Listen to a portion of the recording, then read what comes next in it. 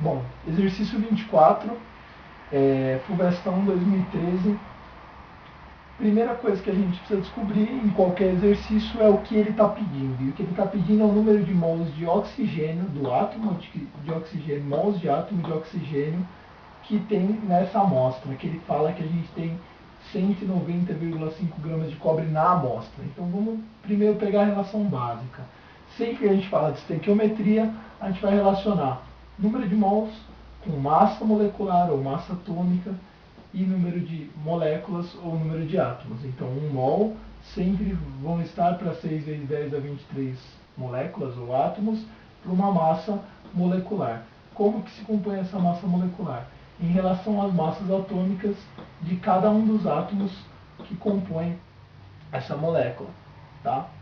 Então, nesse caso aqui, temos um cobre, um enxofre, 10 hidrogênios, 5 vezes 2, 10, e 9 oxigênios, 4 aqui e mais 5 aqui, certo? Então, a gente precisa relacionar as informações corretas, tá?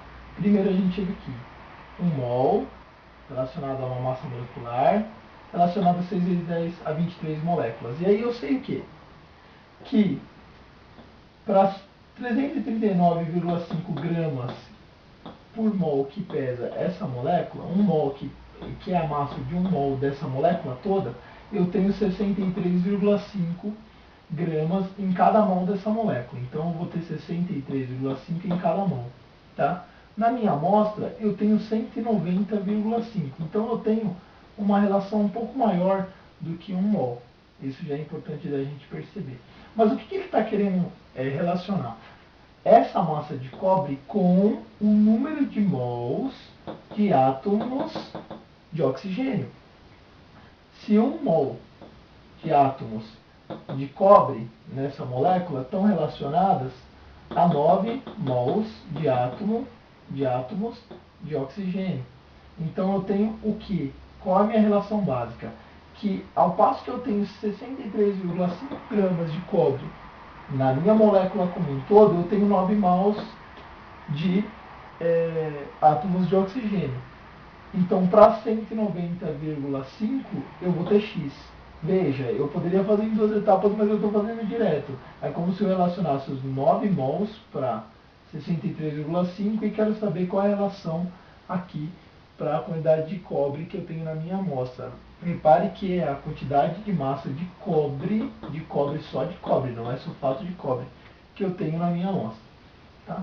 Então, fazendo essa regra de 3, essa conta simples, eu vou ter 27 mols de oxigênio na minha amostra alternativa D. Importante aqui ressaltar duas coisas.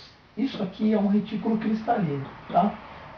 Essa é uma ocorrência, um tipo de ocorrência dos sólidos. Então, entre a rede cristalina do sulfato de cobre, eu tenho moléculas de água ligadas no meio dessa ligação, dentro desse cristal. Então, sempre que tiver um sal, esse ponto, e um número de moléculas de água, significa o número de moléculas de água que está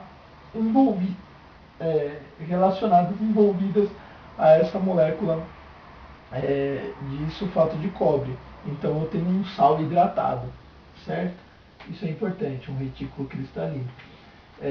E o segundo ponto importante é a utilização do sulfato de cobre. Ele cita aí que é um fungicida, e realmente é um fungicida eficiente, mas ele já deixou de ser um pouco utilizado porque muitas vezes isso vai parar no meio ambiente, vai parar obviamente, né, no meio ambiente e vai parar nos lençóis freáticos, nos mananciais, e depois isso fica complicado de tirar na estação de tratamento de água, quando for tratado para consumo humano. Então isso não é mais uma saída tão usual assim, existem métodos um pouco melhores que esses.